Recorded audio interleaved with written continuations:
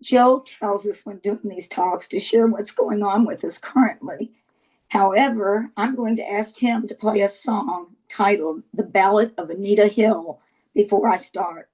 It ties in with my story, which is from the past, but it does help with understanding how I got to where I am. Some of you may remember the hearings in 1991 when Clarence Thomas was being considered for an appointment to the United States Supreme Court.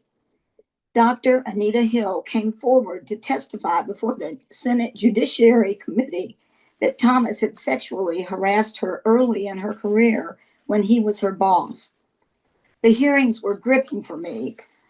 I believed her implicitly. However, after a long public hearing, Thomas was ultimately appointed a Supreme Court justice, a lifetime position.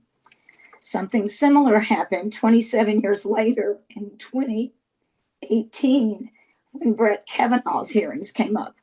Dr. Christine Blasey Ford testified before the Senate Judiciary Committee that Kavanaugh had sexually assaulted her when they were in high school. He now sits on the Supreme Court as well. And our current president, Donald J. Trump, has been convicted of sexual assault also. The first 10 minutes of my talk will be something I wrote in 1995. And then I will end with a second song, which Joe will post the words to both songs. Joe, would you start the ballad now?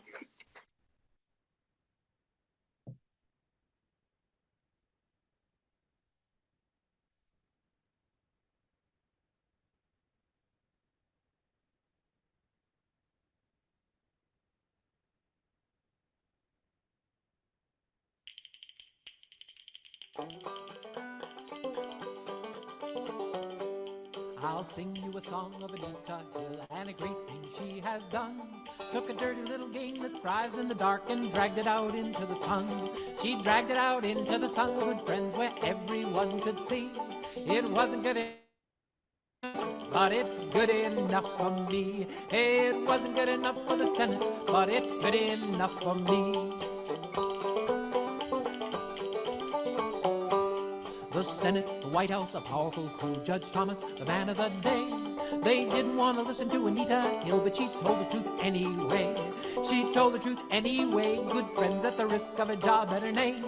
And wouldn't this world be a better place if some of them would do the same? Now, wouldn't this world be a better place if some of them would do the same? It wasn't that she didn't feel pressure. It wasn't that she didn't feel fright. It wasn't that she stood to gain a damn thing, she just did what she knew was right. She did what she knew was right, good friends, and she stood with an iron will. And if Clarence gonna get to be uppity, he could take a lesson from Anita Hill. I called up a friend in Michigan. I said, what does it mean to you? She said, if Anita can stand and deliver, maybe I can do it too. 'Cause it's happened to me and I let it pass in anger, shame, and fear. But I ain't gonna take that crap anymore. Best news I've heard all year. Best news I've heard all year. Good friends, for the battle is raging still. Stand up, talk back, don't take their crap. 3 cheers for Anita Hill. Stand up, talk back, don't take their crap. 3 cheers for Anita Hill.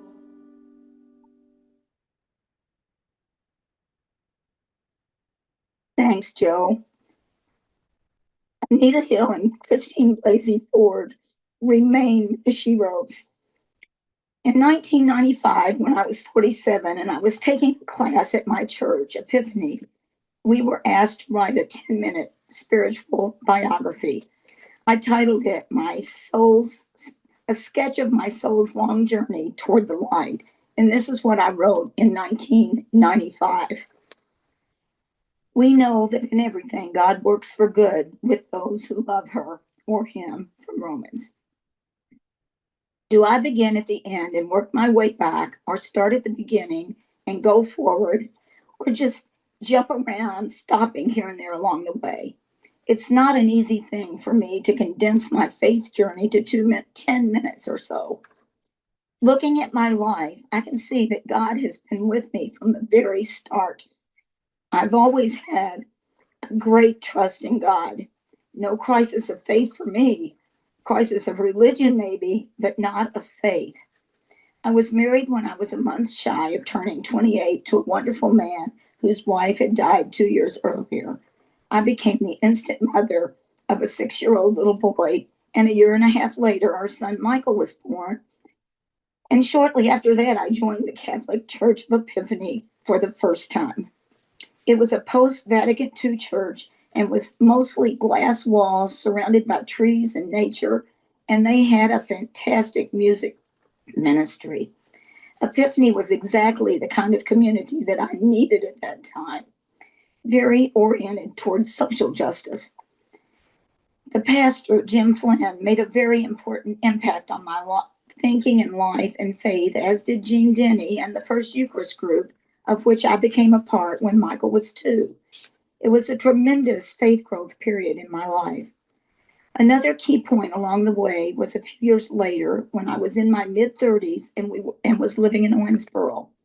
I became involved in the renew process in a leadership role. That was a first for me and one of the scariest things I'd ever done, but I felt God calling me to say yes to this challenge. During this same time frame, I was part of a women's prayer group and was also taking the exciting contemporary women's classes at Brescia College. It was a time in my life when I was truly searching for God in a deeper way. I was so open to growth and change, and my consciousness was being raised at a lightning pace.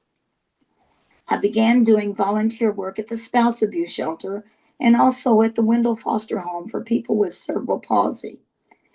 I became so aware of cruel injustices meted out to women and children and people with physical handicaps. I was becoming very outraged at the unfairness of our culture and society. God put so many people in my life who were teaching me things that I needed to know. Those 5 years in Owensboro were full of growth and pain and joy and excitement. I had many experiences that drew me closer to God and helped me to see different aspects of God and of goodness and love and pain and evil. I was beginning to come to terms with the fact that we do not live in an either or world. There are no black and white easy answers to the stuff life dishes out. And that awareness and the changing of my own heart is the key to spiritual growth. A job change is what took us to Owensboro in 1982. At least that was the surface reason. I've since come to believe that it had more to do with God's plan for our lives. But at any rate, Joe left GE after 20 years service and joined the Green River Steel Corporation in order to develop and manage their brand new information systems department. 3 years later, the steel mill was going out of business, and Joe was looking for another job at the age of 45.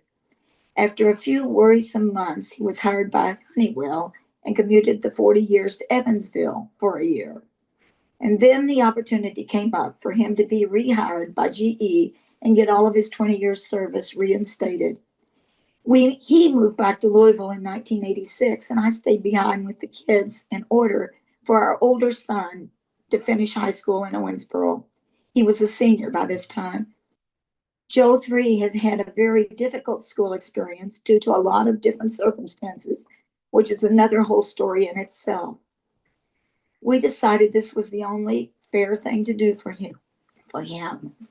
But it was an extremely difficult, stressful year for me. Near the end of it, I began to have a recurrence of health problems that had troubled me several times in the past. This time it was bad enough that the neurologist was able to make a definite diagnosis of multiple sclerosis. In 1987, Joe 3 was off to a summer camp job, then college in the fall, and Michael and I moved back to Louisville to rejoin Joe. Because of my health problems, we bought a house in St. Matthews in Holy Trinity Parish where Michael could walk to school. I was having periods when I was unable to drive. Holy Trinity was a very good decision for me at that time. After some time, the MS went into remission again. I soon became involved in the pilot program for ministry formation. It was sort of an extension of what I'd been doing at Brescia as far as learning and consciousness raising is concerned. Because of the MS, I've been forced to build more quiet time into my life. It has turned out to be a gift of sorts because I've always been an extremely busy, compulsive type person, and the MS forced me to slow down and give myself permission to become more contemplative. Because of my health problems, I have explored some different ways of being through meditation and Jose Silva mind control, and I've learned how to use positive thinking more effectively. Metaphysics is really intriguing to me. It ties in very nicely with the things I believe. During this time, and as a result of Holy Trinity's Renew process, I also formed another small group for prayer and book discussion. We always read and discuss books with a philosophical bent. But the thing that has been most astounding on my spiritual path is the most recent experience. In 1990, I joined the 12-step program, Al Anon. Because my life had been so affected by alcoholism, I decided I needed some outside help to cope with the fallout. Through this program, I learned about Overeaters Anonymous. All of my life, I've been a compulsive eater, abusing food the way many in my family abuse alcohol. Diets no longer worked for me at all, and I had to do something, or I was afraid I'd never quit gaining weight. I was a lifetime member of Weight Watchers and had lost and gained the same 40 pounds at least 6 times. The 12-step program was a spiritual approach, and I decided to apply it to my weight issue. Little did I know where that would lead me. It took me a year and a half to become abstinent, but when I did, I was suddenly flooded with all of these emotions of pain, rage, fear, and grief that I had not even been aware of before. It felt like I might be going crazy. When the Clarence Thomas and Anita Hill situation came along, I was so enraged with anyone who didn't believe Anita Hill that I wanted to mow him down with a machine gun. It was not long after that I began having horrific memories of flashbacks of sexual abuse by my grandfather, then my father, and my older brother, and my uncle. I thought my world was falling apart.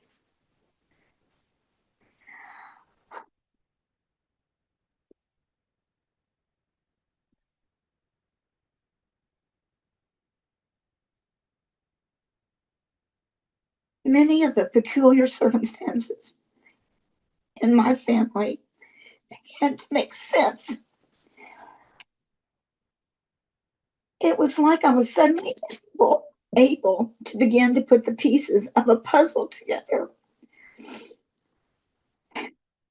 Through my compulsive behavior and overeating,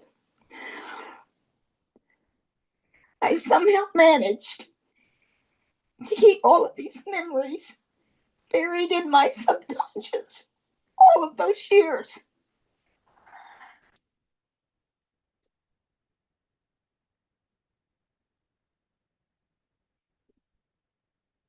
It has been painful beyond belief going through this, but now I understand so much of my life that was unexplainable before. With the help of counseling and the support of my OA program and my husband and children and soulmate friends, I've made it through. The pain is not so intense anymore, and the joy and freedom is beyond my wildest dreams. God is truly good.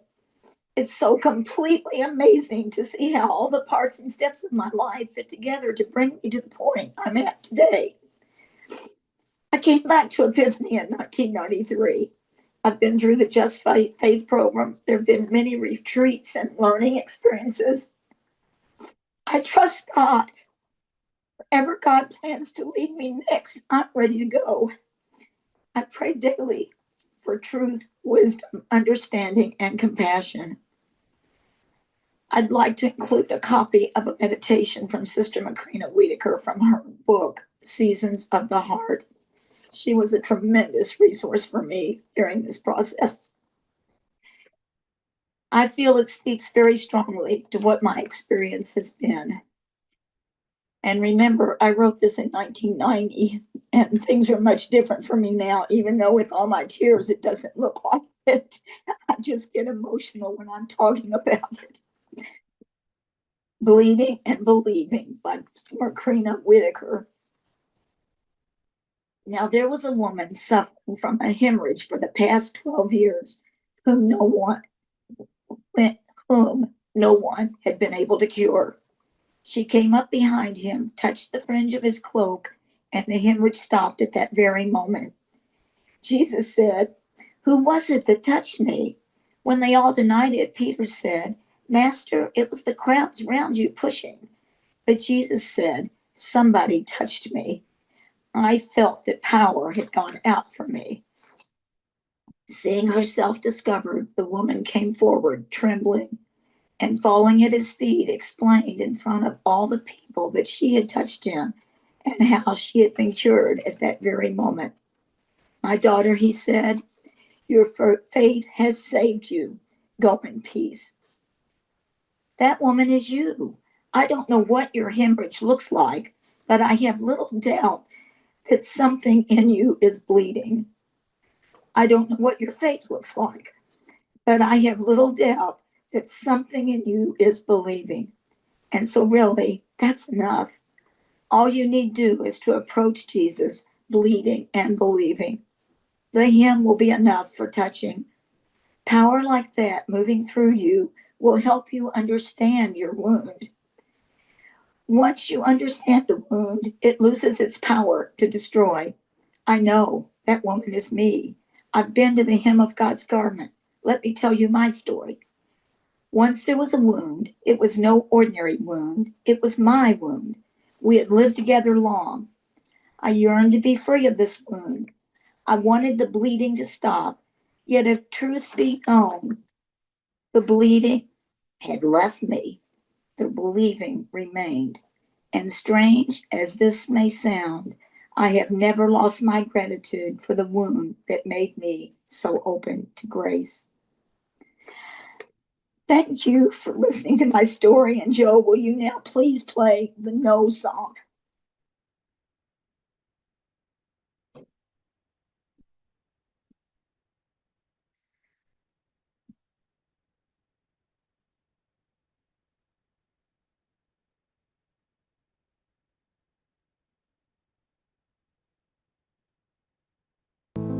There is a piece of wisdom that all the world must know. The same Spirit who bids us to say yes also bids us to say no. So I say no, no, no. 1,000 times I say no. Read my lips, it's so clear. Just open up your ears. I'm saying no, no, no, no, no, no, no, no, no, no, no, no, no, no, no, no, no, no. You know my God has dreams for me, and these dreams, they must come first. How can I fill another's cup if my own is dry with thirst? So I say no, no, no. 1,000 times I say no. Read my lips, it's so clear. Just open up your ears. I'm saying no, no, no, no, no, no, no, no. No, no, no, no, no. No, no, no, no. So you want me to keep quiet, just a woman, so you say. But within me rages passion strong, and I've got lots to say. So I say no, no, no. 1,000 times I say no. Read my lips, so clear. Just open up your ears. I'm saying no, no, no, no, no, no, no, no, no, no, no, no, no, no, no, no, no. Then down you say to a bearded God who thunders distant thrones. Well, I've got news, I see God's face in the ones I love at home. So I say no, no, no, 1,000 times I say no. Read my lips, it's so clear. Just open up your ears, I'm saying no, no, no, no, no, no, no, no. No, no, no, no, no, no, no, no, no, no. Accept peace with security. You claim that might makes right, but you glory in your mushroom clouds. Draft our children for your fights. Well, I say no, no, no, 1,000 times I say no. Read my lips, it's so clear. Just open up your ears, I'm saying no, no, no, no, no, no, no, no. No, no, no, no, no. No, no, no, no. So you don't like my color, my sex, my race, my creed. You say I'll have to change myself to be what you've decreed. So I say no, no, no, 1,000 times I'll say no. Read my lips, it's so clear. Just open up your ears, I'm saying no, no, no, no, no, no, no, no. No, no, no, no, no, no, no, no, no, no.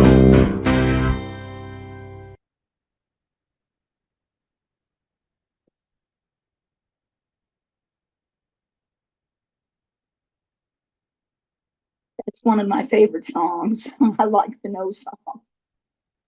And now we'll switch gears and go into our second part.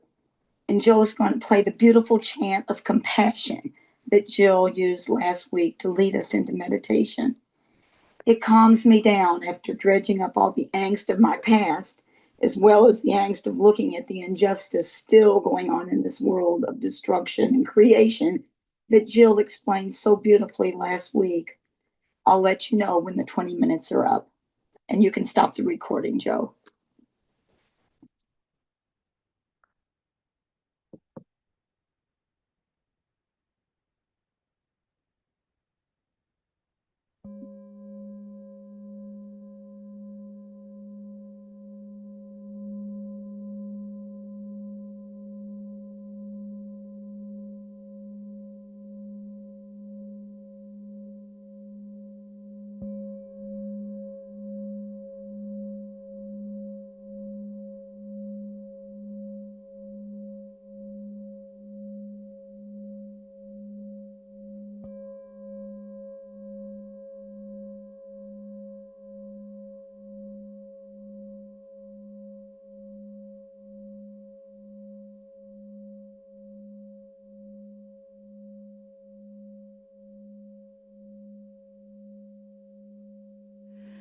Om Mani Padme Hum. Om Mani Padme Hum. Om Mani Padme Hum. Om Mani Padme Hum. Om Mani Padme Hum. Om Mani Padme Hum. Om Mani Padme Hum. Om Mani Padme Hum. Om Mani Padme Hum. Om Mani Padme Hum. Om Mani Padme Hum. Om Mani Padme Hum. Om Mani Padme Hum.